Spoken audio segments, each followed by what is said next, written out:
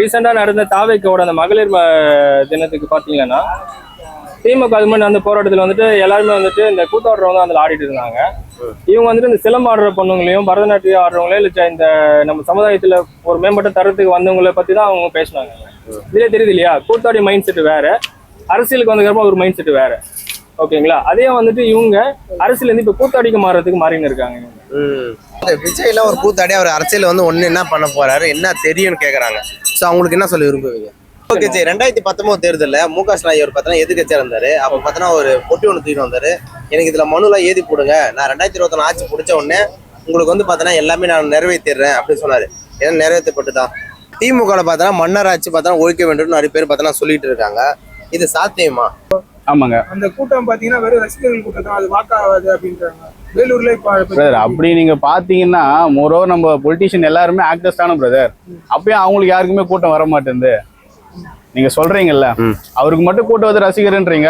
இப்போ உதயநிதி ஸ்டாலின் சாரும் நடிச்சிருக்காரு, ஓகேங்களா, சீமான் சாரும் நடிச்சிருக்காரு. பட் ஆனா ஏன் அவங்களுக்கு வரல, விஜய்க்கு வர மாதிரி? அவங்க இந்த மாதிரி ஒரு பெரிய நடிகரா இல்ல இவர். விஜய் பாத்தீங்கன்னா நடிகரால்ன்றதோட அவர்கிட்ட ஒரு நல்ல மனசு இருக்கு, புதுசா எதனா ஒண்ணு பண்ணுவாரு. அவர் பேசுறது எல்லாமே மக்கள் பிரச்சனை பேசிட்டு இருக்காரு, அதுதான் எல்லாமே. கண்டிப்பா பிரதர், பிராக்டிகலா என்ன பண்ணணுமோ அதை பண்றாங்க. இப்போ ரீசெண்டா அவர் வந்துட்டு அறிக்கை விட்டாங்க பத்தி இதெல்லாம் செய்வேன்னு சொல்லிட்டு, இதெல்லாம் செய்வேன்னு சொன்னாங்க. ஆனா அது எதனால பண்ண முடியும்னு அவர் ஒரு சொல்யூஷனே சொல்லிட்டு போறாரு. இவ்வளவு சென்ட்ரல் கவர்மெண்ட்ல நிதி ஒதுக்குறாங்க, அந்த நிதியில நம்ம இவ்வளவு பட்ஜெட் நம்ம லாக் பண்ணா இவ்வளவு பண்ணலாம்னு அவர் சொல்றாரு. இந்த ஐடியாலஜி யாருமே இது வரைக்கும் சொன்னது கிடையாது. எங்களுக்குமே 11th இருந்து ஒரு இந்த அரசியலை பத்தி கொஞ்சம் கொஞ்சமா தெரியும் இல்லையா, இது வரைக்கும் யாரும் சொன்னது கிடையாது. இந்த பணத்தை வச்சு இப்படி பண்ணலாம், இந்த பணத்தை வச்சு இப்படி பண்ணலாம் அப்படின்ட்டு யாரும் பண்ணல. ஆனா இவர் வந்துட்டு லாஸ்ட் போகும்போது அந்த சொல்யூஷன் சொல்லிட்டு போறாரு. அது வந்துட்டு இன்கேஸ் தாவேக்கா வரலனாலுமே அகைன் திமுகவோ இல்லை அதிமுகவோ இல்லை வேற எந்த மாற்று கட்சி வந்தாலுமே இந்த ஃபாலோ பண்ணாலே போதுமே. நாங்க தாவேக்காக மட்டும் சொல்ல, அவர் சொல்ற அந்த இது எடுத்துக்கலாம், நல்ல பாயிண்ட் தானே அது. ஓகே, இப்ப திமுக பார்த்தா மன்னர் ஆட்சி பார்த்தா ஒழிக்க வேண்டும் நிறைய பேர் பார்த்தா சொல்லிட்டு இருக்காங்க. இது சாத்தியமா? அப்படின்னா நம்ம வந்துட்டு புரியல, அடுத்து இன்ப நிதி வராரு. ஆமா இல்ல ப்ரோ, இது நம்ம அந்த கட்சியில இருக்கவங்களே ஃபர்ஸ்ட் கேட்கணும் ப்ரோ. அது நம்ம வெளியில இருந்து நம்ம கொஸ்டின் கேட்டுடலாம், ஏன் அவங்க வந்துட்டு வாரிசு அரசியல் பண்றாங்கன்ட்டு. ஆக்சுவலா உள்ள இருந்தே அவங்க 2019 தேர்தலில் முக ஸ்டாலின் அவர் பார்த்தா எதிர்கட்சியா இருந்தாரு. அப்ப பார்த்தா ஒரு பொட்டி ஒன்று தூக்கிட்டு வந்தாரு. எனக்கு இதுல மனுலாம் ஏதி போடுங்க, நான் 2021 ஆட்சி பிடிச்ச உடனே உங்களுக்கு வந்து பார்த்தா எல்லாமே நான் நிறைவேற்றிடுறேன் அப்படின்னு சொன்னாரு. ஏன்னா நிறைவேற்றப்பட்டுதான்.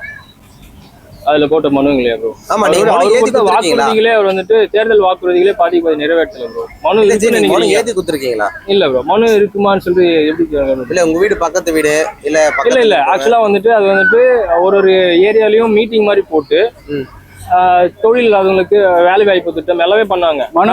என்னோட அக்காதுமே எழுதி போட்டோம். நேற்றுக்கு வேலை இருந்தா நானும் திரும்பி ஒரு வேலையில இருந்திருக்கலாம். நாங்க சென்னைக்கு வரணும் அவசியம் இருக்காது. மனு எழுதி போட்டோம் பிரதர், மனு எழுதி போட்டோம். ஆக்சுவலா என்னன்னு பாத்தீங்கன்னா எங்க குடும்பத்துல பாதி பேர் வந்து ரோட்டு ஓரமா தான் இருக்காங்க, ஓகேங்களா. அவங்க வந்து கிட்டத்தட்ட வந்து ஒரு 20 வருஷமா அங்க 20-25 வருஷத்துக்கு மேலேயே இருக்காங்க.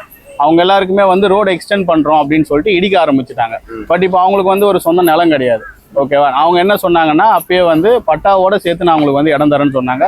நாங்க அந்த இதுலயும் புகார் பெட்டிலையும் எழுதியும் போட்டோம். நாங்க ஸ்டாலின் சார் பண்ணாங்களா, எல்லாருமே சைன் பண்ணி போட்டாச்சு. ஸ்டில் இது வரைக்கும் யாருக்குமே இப்படி பட்டாவை எழுதி தரேன்னு சொல்றாங்க. அந்த அளவுக்கு பாத்தீங்கன்னா புறமுக்கு மண் இருக்குங்க ஐயா, இருக்கு, நிறையவே இருக்கு ஐயா. ஆமா, அது எப்படி அவங்களுக்காக அவங்க ஆக்கிரமிப்பு பண்ணிக்கும் போது கிடைக்கிற அந்த இடம் மக்களுக்காக பண்ணும்போது எல்லாமே போதும் தான் தெரியல. தமிழ்நாட்டுல தான் பாத்தீங்கன்னா அதிக லெவலில் பாத்தீங்கன்னா விதைகள் இருக்கிறாங்க அப்படின்னு சொல்லியிருந்தாங்க. இப்ப 2021 வந்து பத்திரிகைகளை கேட்கும் போது நான் சொல்லவே இல்லைன்னு அந்த வீடியோ பாத்தீங்களா? பார்த்தேங்க. ஓகே, அதை பத்தி நினைக்கிறீங்க? இல்ல, அவங்க இதை மட்டும் அது மாதிரி சொன்னதா பரவாயில்ல, நிறைய விஷயத்த அப்படித்தானே சொல்லிட்டு இருக்காங்க, ஓகேங்களா. அதனால இப்ப என்னன்னா, இப்ப வந்து அவங்க ஏன் ஃப்ரேம்ல வராங்கன்னு பாத்தீங்கன்னா உங்களுக்கே தெரியும், எலெக்ஷன் கிட்ட வந்துருச்சு. இப்ப அவங்களும் ஒரு எம்பியே தான் இருக்காங்கன்னு வச்சுக்கோங்க, எம்பியே இருக்காங்க அவங்க. இது வரைக்கும் அவங்க வந்துட்டு எந்த ஃப்ரேம்லயும் வராதவங்க இப்ப எலெக்ஷன் ஃப்ரேம்க்கே வராங்க. அவங்க ஒரு எம்பியாவும் சரி, ஒரு ஆளுங்கட்சியில இருக்கிற ஒரு மெம்பராகவும் சரி, அவங்க இது வரைக்கும் எங்கேயுமே வெளியே வரல. இப்ப 5000 ரூபாய் பார்த்தனாக்கா திமுக அரசு கொடுத்துருக்காங்க. ஆனா எலெக்ஷன் வந்துருச்சு, அதை லாஸ்ட் போட்டிருக்காங்கன்னு மக்களுக்கே நல்லாவே எல்லாருக்குமே தெரியும். அதே மாரி பார்த்தோன்னா எப்பவுமே பார்த்தனாக்கா இப்போ ஒரு எம்எல்ஏ பார்த்தனாக்கா ஜெயிச்சிருவாரு. அதுக்கப்புறம் பார்த்தா 4 வருஷம் 5 வருஷம் காணாமல் போயிடுவாரு. அதுக்கப்புறம் எலெக்ஷன் வந்த அப்புறம் தான் அவங்களே வருவாரு. அது மக்களுக்கு நல்லாவே தெரியும். இதே போல ஒவ்வொரு விஷயம் நடக்கும்போது மக்களுக்கு எல்லாருக்கும் தெரிஞ்சுதான் பார்த்தோன்னா நடக்குது. ஆனா மக்கள் மீண்டும் மீண்டும் திமுக அதிமுக நிலைமையில ஓட்டு போடுறாங்க இல்லையா? ஸோ அதோட நிலைமை என்னன்னு பாக்குறீங்க? இல்ல, அது திரும்ப வராது ப்ரோ. பாதி ஏஜ்டு தான் அவங்க வந்துட்டு அவங்கள மாற்ற முடியாது. அதாவது ஏஜ் பீப்புள். அது இப்போ அதுதான் சொன்னேன், எக்ஸாம்பிள் எங்க அப்பா சொன்னேன். எங்க அப்பா வந்துட்டு இப்போ விஜய்க்காக பேசுறாரு. நான் இப்போ சின்ன வயசுலேருந்து ஒரு ஆக்டரா இருக்கும்போது அவர் பேசுற விதமும் இப்போ அரசியலுக்கு வந்ததும் அவர் பேசுற விதமும் டிஃப்ரெண்டா இருக்கு. புரியுதுங்களா? இப்போ அவங்களோட மைண்ட் செட்டு கொஞ்சம் சேஞ்ச் ஆகுது இல்லையா? அது மாதிரி வீட்டுக்கு ஒருத்தர் மாறினா போதும் ப்ரோ. ஓகே ஜி, 2021 தேர்தல்ல சீமானும் இதை தான் சொல்லிட்டு இருந்தாரு. சோ இது மாதிரி மாறும் இல்ல வாக்குறுதி வாங்கினாரு அவரு. வாக்குறுதி 8% ஜெயிக்கிறதுக்கான வாய்ப்புகள் இல்லாம போனார் இல்லையா? மறுபடியும் அவரு ஜெயிக்காத போறதுக்கு ரீசன் வந்துட்டு அவர் இன்னும் ஜெயிக்கலாம். இன்கேஸ் விஜய் வராம இருந்திருந்தாலும் இல்ல அவர் இன்னும் தனிச்சே போட்டிட்டு இருந்தாலும் 8ன்றது இந்த முறை வந்துட்டு 20 மாதத்துக்கு சான்சஸ் இருந்திருக்கு.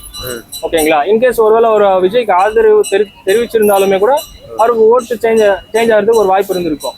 ஃபுல் ஃபுல் டவுன் ஆனதுக்கு ரீசனே வந்துட்டு அவர் தாவேக்காவை எதிர்த்து பேசுறதும் அந்த கொள்கையை மறந்து வெளியே வந்தது மட்டும்தான்.